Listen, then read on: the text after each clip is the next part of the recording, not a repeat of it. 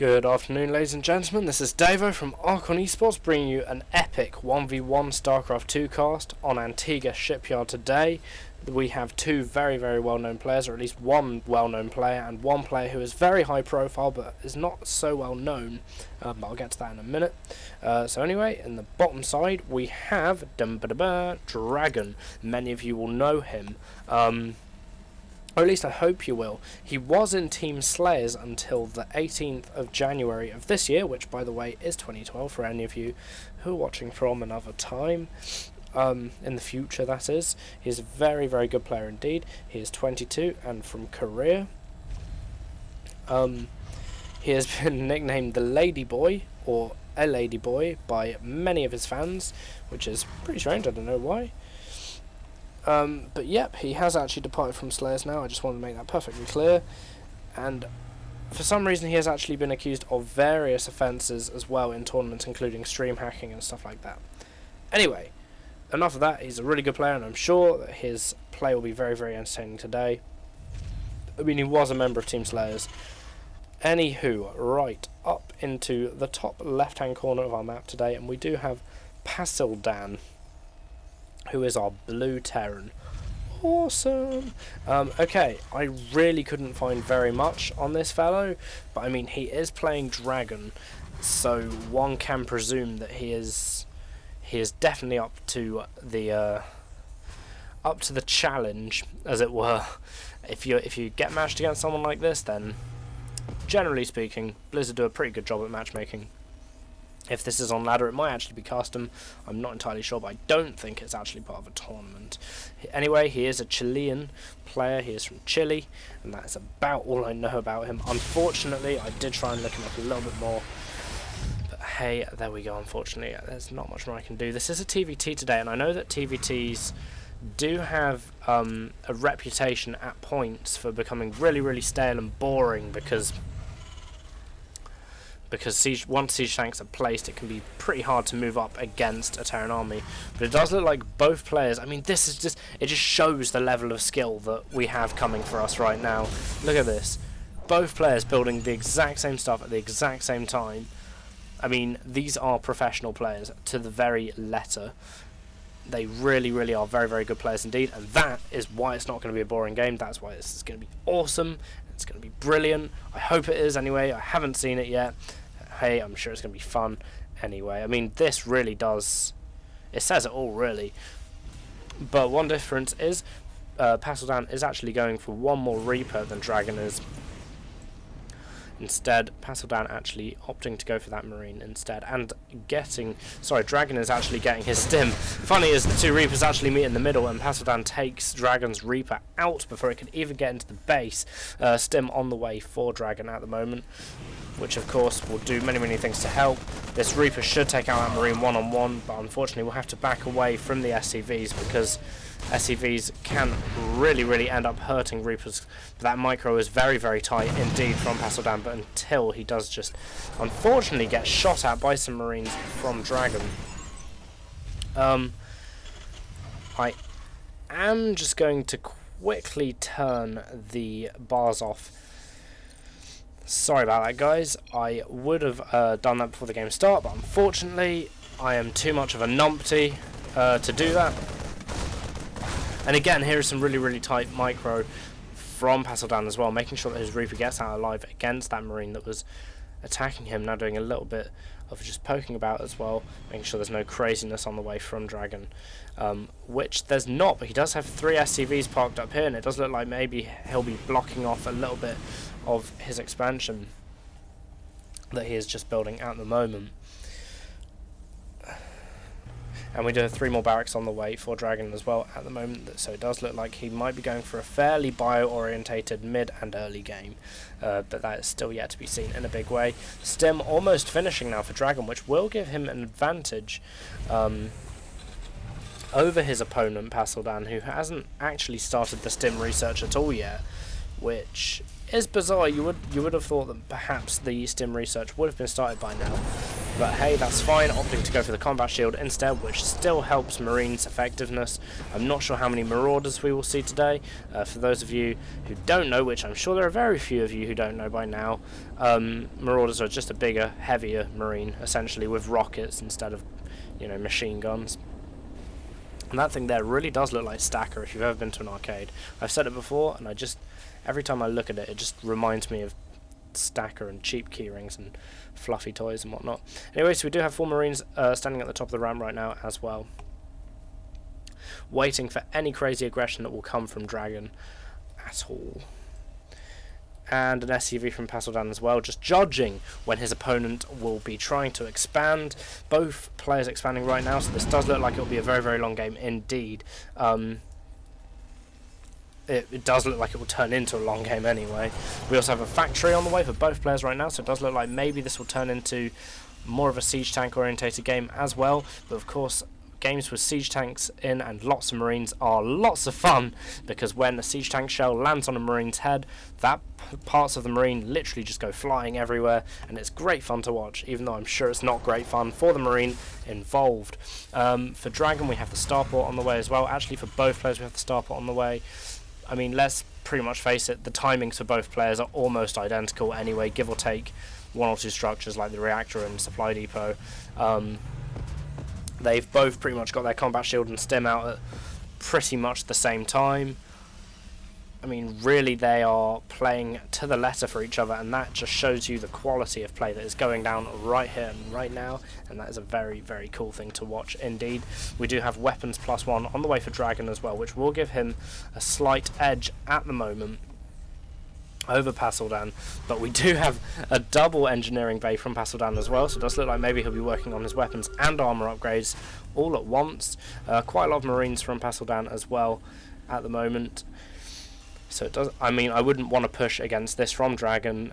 Both players seeming to have pretty much the same sort of tech, the same sort of good stuff and all that. We do have Dragon seeming to do maybe a small move out, or maybe he's just going to go and claim the watchtower. That is yet to be seen. As I said earlier, Pasildan is actually getting his engineering bays both working at the same time, just to make sure that he can get his upgrades a little bit faster than his opponent, which of course can be very, very important indeed. Pasildan spotting this little move out from Dragon as well, which he is probably going to react to. I think he saw the medevacs there as well, and of course this essentially being a mirror matchup, literally. I mean, mirror matchup often refers to the term of Terran vs Terran, Protoss versus Protoss, and Zerg versus Zerg.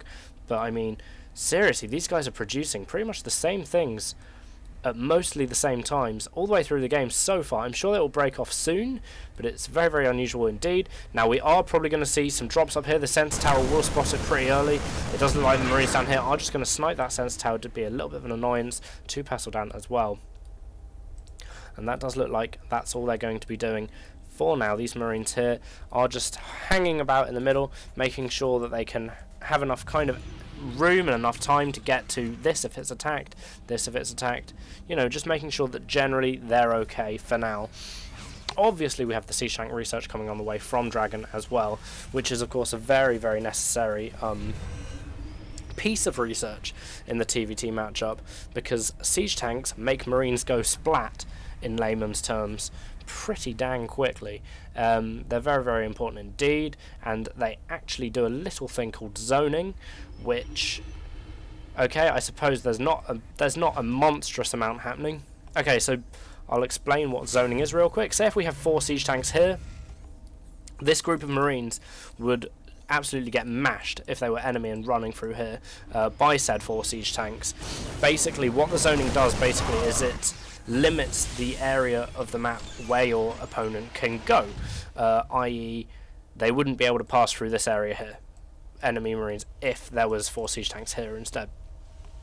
I know that some units from Heart of the Swarm are doing, which is, by the way, StarCraft 2's up-and-coming expansion, if you don't know, are actually doing some very, very heavy zoning work. I know that there's a Terran unit called the Shredder, who is actually a bad guy of Teenage Mutant Ninja Turtles, as well as an awesome Terran unit made by Blizzard Entertainment for our entertainment. Yeah. And basically what it is, it's essentially a deployable tower. When something walks past it, it will pop up and shoot electricity out of itself and kill anything in the area. And that is a very, very nice zoning tool indeed. I've seen a little video where it completely annihilates a lot of stuff.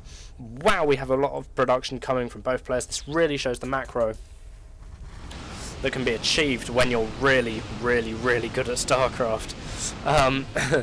We have vehicle weapons on the way, vehicle weapons 1 on the way from Dragon at the moment, and ship weapons level 1 on the way for Pasildan. Weapon armor level 2 on the way from both players as well. Both players trying to find out where they are. Here we do have Dragon deploying his siege tanks, making sure that Pasildan can't get too close. Of course, he does have a rather important positioning here with the watchtower as well, because he can see what is coming in. He can see what is coming in, and therefore the siege tanks can also see as well, meaning they can shoot at stuff even though no physical units actually have vision. Of course, this is a very, very useful thing indeed. This Marine, unfortunately, not making it back to his wife and kids. Weapons +3 on the way for Dragon as well. Both players getting their upgrades very, very quickly indeed. Very nice macro coming down. And what I'm hoping will come down to here is a fight between the mineral patches. That would be awesome, because I know for high level players it will be far too tempting to put siege tanks up here or here for them. But we do have Pasildan trying to do some sort of flanking maneuver here and getting led into an area where they could get picked apart pretty quickly by Dragon siege tanks. And here we have one of the siege tank face-offs that can make TVT such a time-consuming thing to watch, but oh so much fun.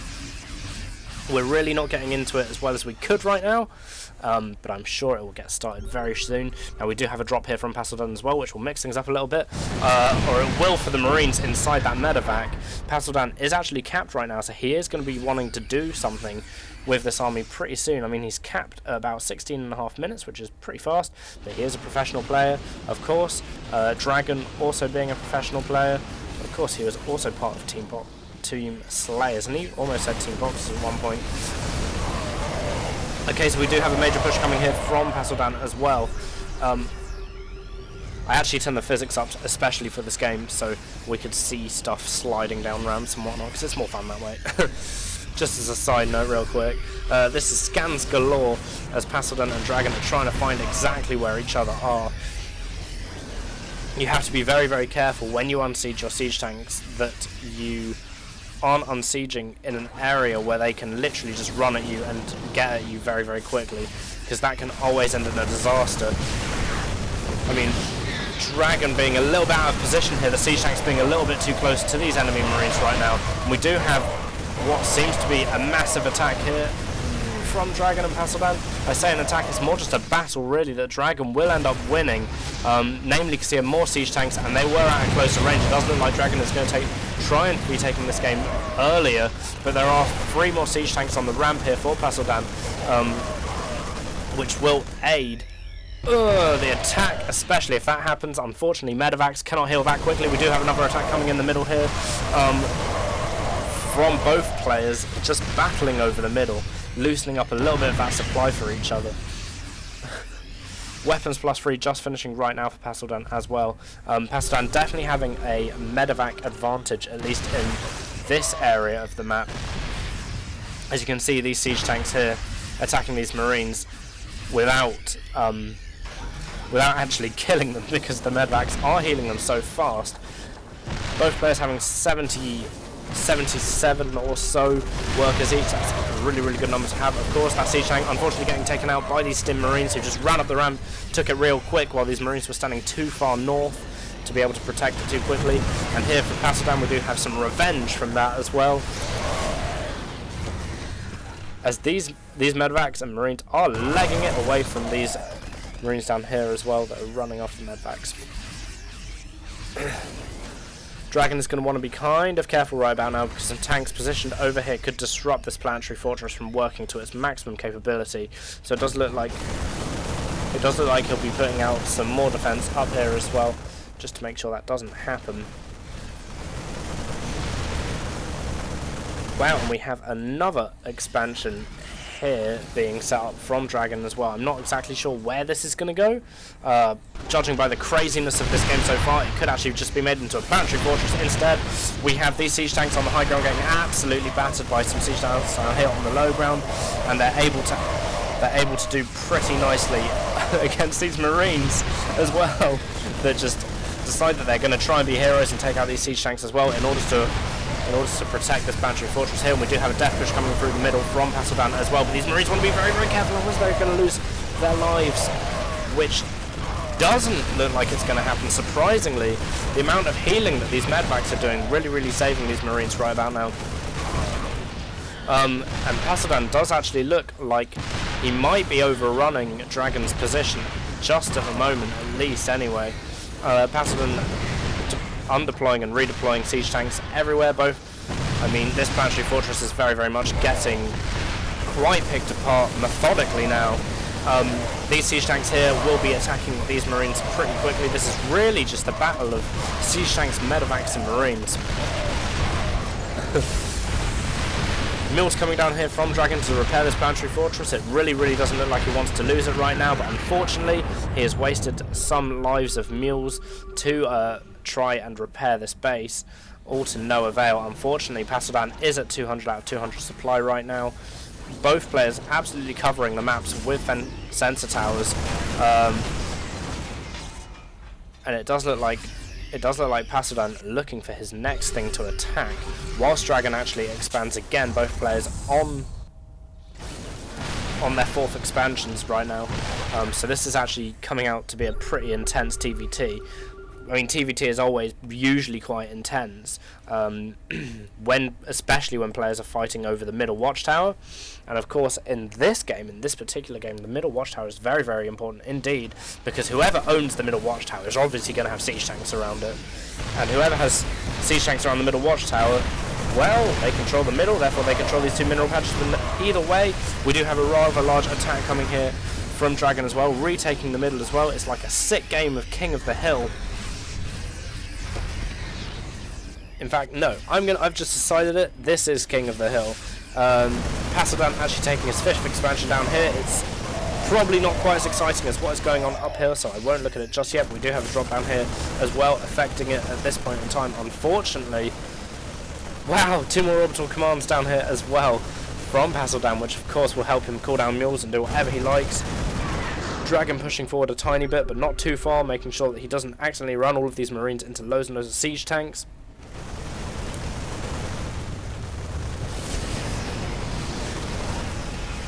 Okay, and obviously this kind of siege line here can be very dangerous indeed. It is kind of a good idea to note, though, that unfortunately Pasildan doesn't actually have his +1 weapons or armor at the moment for vehicles, whereas Dragon actually does. And that of course will make Dragon's tanks far more damaging and ultimately kind of more effective. This does look like it could turn into a drop up here, which would be pretty interesting. I mean, at the moment we've kind of seen a lot of siege tank play around the middle of the map, and an expansion re-gone up here for Dragon as well. Okay, now we really do have both players absolutely fighting over who is going to own this expansion right now. Will the +3 now weapons from Dragon actually help him? Yes, it will. He will completely defend that attack very easily indeed, but that doesn't help anything between the stalemate we have in the middle here. It does look like Pasildan will be moving up into Dragon's third base right about now, taking out quite a lot of stuff. These SCVs need to run for their lives, preferably not in that direction. I'm not sure if Dragon meant to do that or not. Sometimes professional players do mean to do that solely to get rid of their SCVs. At the same time, we do have drops here from Dragon as well that are going to be destroying quite a lot of Pasildan's economy, and here too as well, which is especially damaging, seeing as these SCVs are huddling together trying to repair themselves. More siege tanks reinforcing here, trying to stop this drop here that is happening from Pasildan, but finding it pretty difficult at the moment. Really, for best results, Pasildan might want to siege those tanks. No need. Both players obviously taking full advantage of the medvacs at the moment. Dragon actually doing a pretty nasty economic attack to his opponent here, seeing as he does have the gold mineral line as well, which of course gives him a lot of minerals. I'm not sure which player is actually putting down. Okay, so Pasildan is putting down an orbital command here, meaning that we will have a orbital command on either side of the King of the Hill scenario, belonging to each player, which will make this game very, very interesting indeed. At the moment, Dragon, of course, does own the hill, as it were, which will mean that Pasildan's mining experience here will not be very pleasant at all. See, he sits his command center down and it instantly begins to get shot at by tanks. Now we do have that small force here that was in a stalemate situation, moving up the ramp and annihilating Dragon's third base, unfortunately. But Dragon does have that high yield, which is essentially fully saturated at this point in time. Both players are actually absolutely swimming in money at the moment, but there is only so much money you can spend when things are going like this. These tanks are actually caught a little bit out of position here with these reinforcing marines fixing that pretty quickly indeed. Wow, this is turning out to be a hell of a game. These marines running out here. Usually you wouldn't want to charge tanks like this if you're a group of marines, but the marine to tank ratio is pretty huge. Wow, did that orbital command fly? That really went for it. Excellent. And we do have another attack coming down here from Pasildan as well. He does need to siege these tanks as well at this point in time, losing the tanks as well. It does look like Pasildan might have to actually pull out at this point in time, or at least draw Dragon's forces back towards these tanks. That might be the better idea for him. So I think that Pasildan has really confirmed the fact that it's not perhaps the best idea to expand here, as Dragon still owns the top expansion here. We still don't have any weapon upgrades on the way for Pasildan as well, which of course in this kind of siege tank game, I suppose siege tank, marine and medevac composition of game, it's very, very important to have better upgrades than your opponent, which unfortunately Dragon hasn't quite got just yet. These marines do look like they'll get taken out pretty quickly, unfortunately, for Pasildan, with a nice kind of flank as well from Dragon. These marines look like they'll be able to take out quite a lot of the medevacs as well, along with some siege tanks too.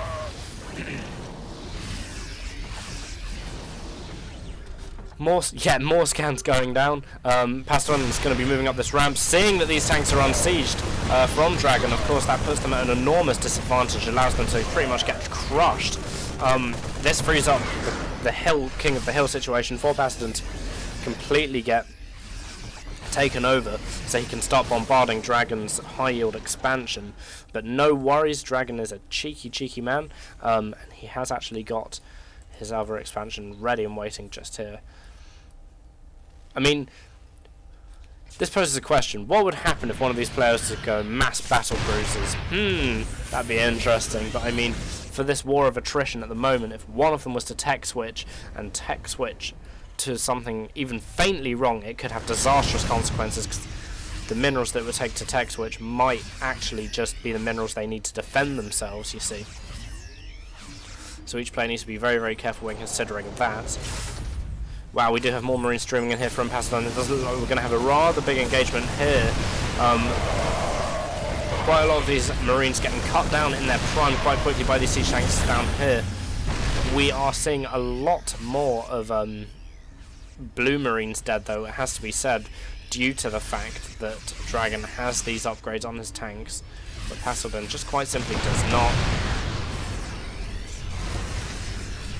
It really, at this point, is I'm looking to see who is really going to be driving in the killer blow, as it were, because this is really turning out to be a really epic game on our Antigua shipyard map today. We do have Dragon taking his expansion as well, but Pasildan has unfortunately found out about this expansion here, and it will go down if there isn't an intervention formed very quickly from Dragon as well, trying to get there in time to defend. He does look like he'll be kind of meandering into a siege line from Pasildan right now and losing quite a lot of marines and siege tanks, while Pasildan's expansion does get kind of butchered as well. But unfortunately, the SCV plus planetary fortress combination can be a very, very dangerous thing indeed for young Marines such as these. And they do need siege tank backup, which unfortunately was flanked by these red troopers from Dragon. That tank absolutely getting annihilated there. Really not getting a chance to do much at all. And it does look like Pasildan will be mounting an attack, perhaps on this orbital command here. I'm sure he knows it's here. No, he doesn't know it's here yet. So that'll be interesting to see. We also have Dragon scouting a base from Pasildan right here, and it's really, really becoming a war of attrition pretty quickly for both players right now. They really need the minerals. A large attack down here from Pasildan actually destroyed the planetary fortress, and we actually were able to get here in time to see all of those SCVs getting absolutely mashed by those men with machine guns. Here in the middle we do have both players absolutely again causing carnage. There are bits of marine and machine gun absolutely everywhere, sent flying by the cannons of those siege tanks. Dragon at this point of time is actually 73 out of 150. Both players' minerals seem to be wavering a little bit, but that is because they are affecting each other so badly with what they're actually able to get. I mean, that situation there really sums it up, as we have Pasildan sticking down an orbital command right next to one Dragon's right there, so it really does show how desperate the situation is getting between both these Terran players right now. But at the moment, Pasildan does have another base up on Dragon, so I think Dragon is going to have to be really, really careful, and he is actually going to have to do something to end this game pretty quickly. It does look like that might actually be able to happen if this little strike force from Dragon can actually do quite a lot of damage. This might indeed what it all comes down to, ladies and gentlemen, because I believe this is Pasildan's last mining base. Is this going to end in some all-in that goes, so Pasildan will just go straight over the map and straight into Dragon's main? Who knows? We'll see. I mean, we'll see.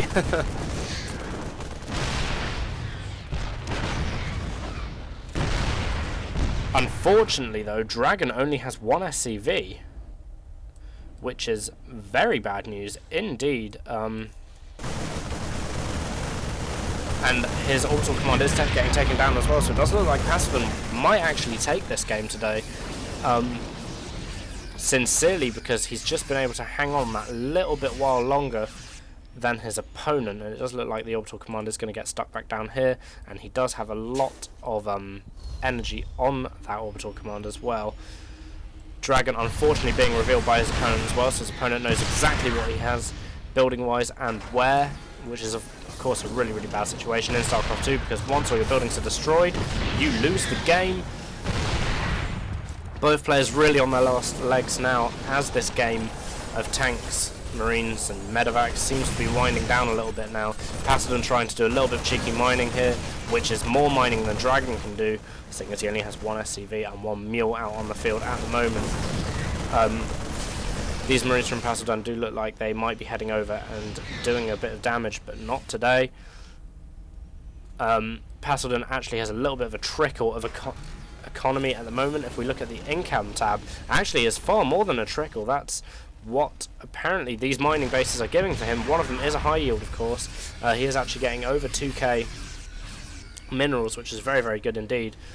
But Dragon does need to be a little bit careful. It does look like he can't actually make a new command center at all, so he's just got to make do with the damage that he can do right now.